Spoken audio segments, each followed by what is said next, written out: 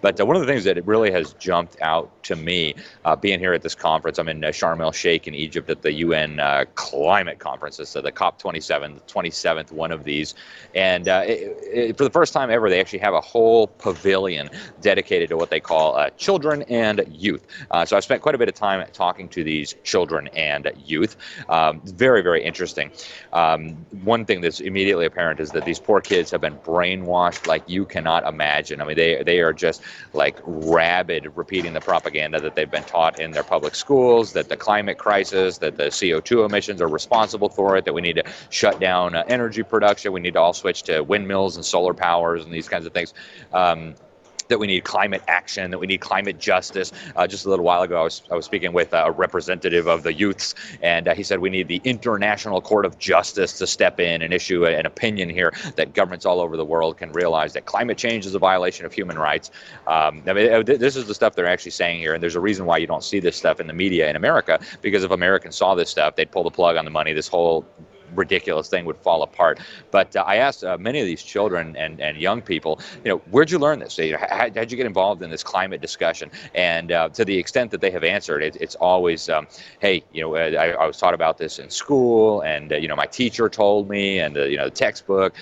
So yeah, they've been taught about this in school. They've been taught that CO2, carbon dioxide, is this terrible demon gas, but that somehow if we pay taxes to the United Nations, if we shut down oil production in America and let the communist Chinese build more coal-fired power plants to spew CO2 in the atmosphere, somehow that is going to appease the climate gods, and then everything's going to be okay, right? If you just buy more carbon credits from Al Gore, you can pay him to uproot some African villages and plant some trees there, and that'll get you some carbon credits, as they call them, then you'll be totally good. So really, there's a lot of ignorance among these kids. If you ask them, where they got these ideas about. If you ask them about the science, they really don't know much of anything. If you ask them about the cost of these solutions, they have no idea. The ones that I've talked to don't even know who paid for them to fly here. Right? Well, some coalition of governments or organizations.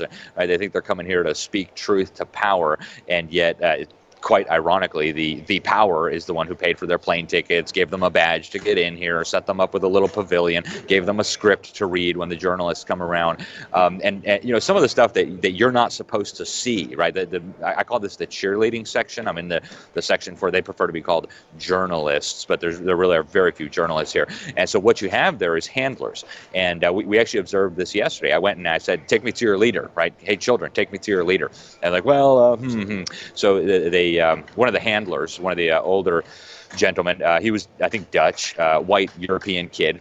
He rushed around and looked for somebody, and then he chased us down later. He brought us this African girl from Sudan, and he's like, here, you can interview her, right? Some diversity, make it look like African girls are demanding these climate justice things. So it's really interesting that you've got these white European men ushering these black girls that are kind of confused about what's going on in front of the cameras and acting like this is a legitimate process here. And so the real the fake media won't show you any of that, but I wanted to share that with you. And we will be posting some of these videos on the New American magazine later. People can check it out. You can find all that at thenewamerican.com. But one of the things that's, in my view, really interesting is that Greta Thunberg, she was the lead child prop for this UN climate clown show for several years. She actually has now been thrown overboard because she said this thing is a scam. She said these people are lying. They're cheating. There's greenwashing, right? The companies that are pretending to be green. So she actually went after people she described as the people in power that are meeting in this tourist paradise in a place where the government violates human rights. So they threw her overboard real quick, and they found a new Greta to take her place. It's this girl, I think her name is Sophia. She really likes to show off her skin. You can go to her Instagram page, and she's there with bikinis and, showing her legs and showing her midriff and her stomach and, low-cut shirts. So they found a new Greta, a supposedly more sexy Greta, and, they're doing the photo shoots. She's hanging out with the Secretary General and the U.S. government and all this.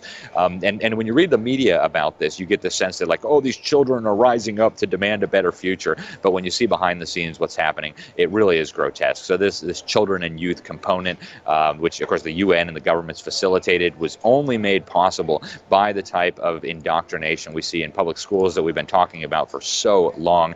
Frankly, I think it's time that this brainwashing be brought to an end and that children be taught how to think, not what to think. That's all I got for you guys. Maybe we'll have more next week. Thank you.